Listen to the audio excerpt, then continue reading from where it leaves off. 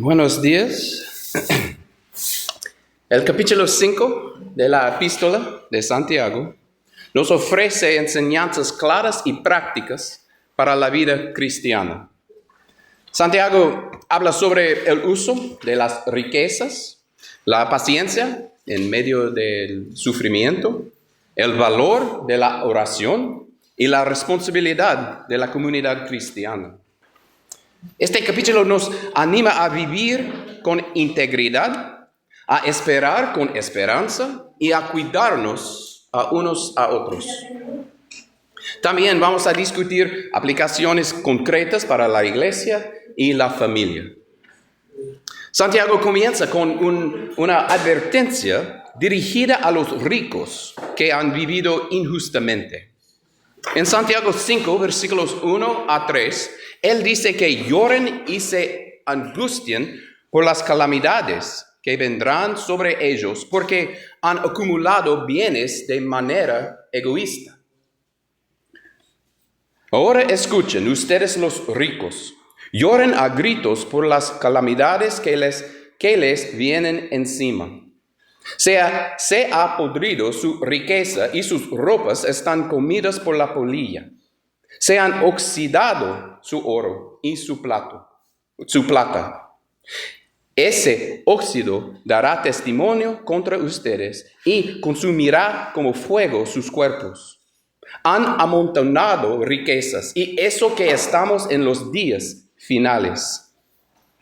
No se condena la riqueza en sí, sino el abuso y la explotación de los más débiles. Santiago recuerda que muchas riquezas se han echado a perder y que la codicia produce juicio. La voz de los trabajadores que han sido defraudados ha llegado hasta Dios y Él escucha el clamor de los oprimidos. Leemos en versículo 4.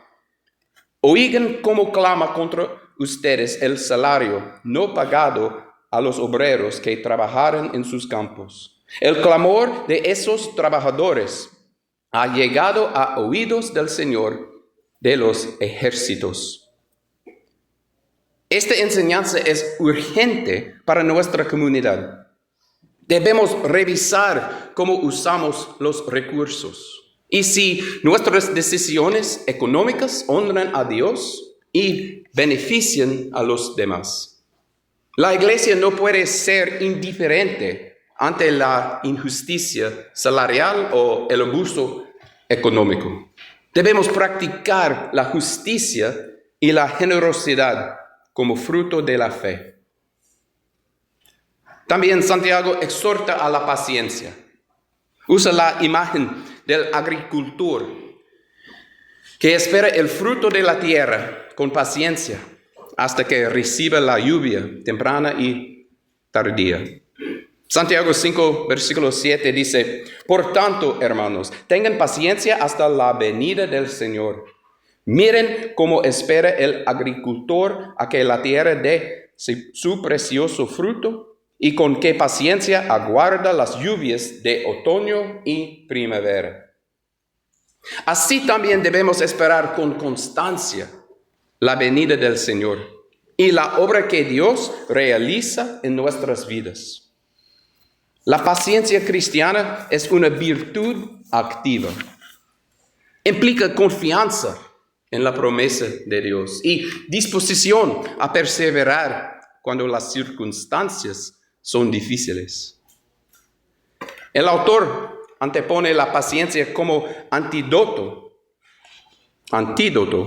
contra la impaciencia que lleva a murmurar y juzgar a otros. No debemos quejarnos unos contra otros, porque el juicio pertenece al Señor, según versículo 9. Leemos, no se quejen unos de otros, hermanos, para que no sean juzgados. El juez ya está a la puerta. La comunidad se fortalece cuando sus miembros practican la paciencia y se sostienen mutuamente durante las pruebas. para animar a los creyentes. Santiago recuerda la paciencia de los profetas y de Job. Los profetas hablaron la palabra de Dios aun cuando fueron perseguidos. En Santiago 5, versículo 10, leemos que vivieron la fidelidad a pesar del rechazo. Leemos, hermanos, tomen como ejemplo de sufrimiento y de paciencia a los profetas que hablaron en el nombre del Señor. En verdad, consideramos dichosos a los que perseverarán. Ustedes han oído hablar de la perseverancia de Job y han visto lo que al final le dio el Señor. El Señor es muy compasivo y misericordioso. Asimismo, la perseverancia de Job es un ejemplo de resistencia en medio del sufrimiento. La historia de Job muestra que la paciencia no evita el dolor, pero permite experimentar la misericordia y la restauración de Dios, como en versículo 11. Estos modelos nos enseñan que la fidelidad se demuestra en el tiempo y que Dios es fiel con los que perseveran. Perseveren. No estamos solos en la prueba. La historia bíblica y la tradición cristiana nos acompañan con ejemplos de esperanza. Mantenernos firmes permitirá que otros vean la obra de Dios en nosotros. Santiago habla con sencillez. No jurar en exceso, ser personas de palabra. Él dice en versículo 12, que nuestro sí sea sí y nuestro no sea no. La hipocresía y los juramentos innecesarios dañan la confianza en la comunidad. En versículo 12 leemos, sobre todo, hermanos míos, no juren ni por el cielo, ni por la tierra, ni por ninguna otra cosa. Que su sí sea sí y su no, no, para que no sean condenados. Si somos honestos en el hablar, no necesitamos sellar nuestras promesas con juramentos. La integridad en la comunicación es una señal de madurez espiritual y de responsabilidad ante Dios.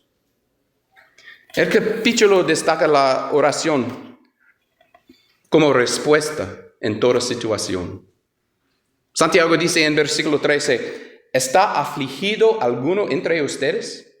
Que ore. ¿Está alguno de buen ánimo? Que cante alabanzas. La oración acompaña el dolor como la alegría. Para los enfermos se recomienda llamar a los ancianos de la iglesia para orar y ungir en el nombre del Señor, según versículo 14. La oración de fe puede producir sanidad y restauración, porque Dios escucha la súplica sincera de su pueblo.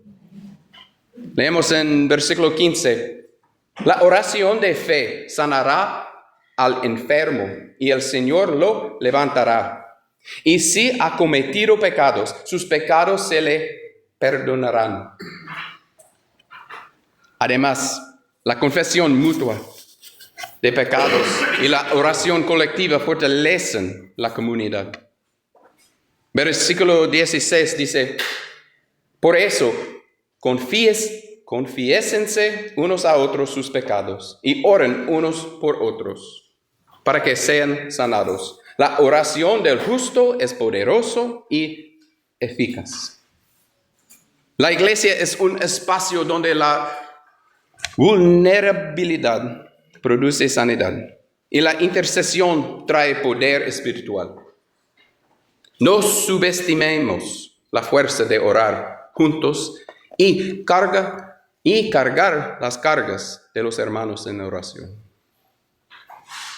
Santiago recuerda a Elías como ejemplo de oración efectiva Era humano como nosotros, pero su oración impactó la creación. Elías oró para que no lloviera. Y por su oración la lluvia se detuvo. Después oró para que lloviera y la lluvia volvió. En Santiago 17:18. Este ejemplo anima a creer que la oración persistente y conforme a la voluntad de Dios tiene poder real. Si Elías fue escuchado, nosotros también podemos esperar que Dios obre cuando oramos con fe. La carta concluye con un llamado a la restauración. Si alguien se aparte de la verdad, otro hermano debe ayudarlo a volver. Leemos en versículos 19 y 20. Hermanos míos, si alguno de ustedes se extravía de la verdad y otro lo hace volver a ella, recuerden que quien hace volver a un pecador de su extravío, lo salvará de la muerte y cubrirá muchísimos pecados. Restaurar al caído es una obra de amor que puede salvar su alma de la muerte y cubrir multitud de pecados. La disciplina y la restauración en la comunidad son actos de misericordia, no de condena. Cuidar de los que tropiezan es una responsabilidad colectiva.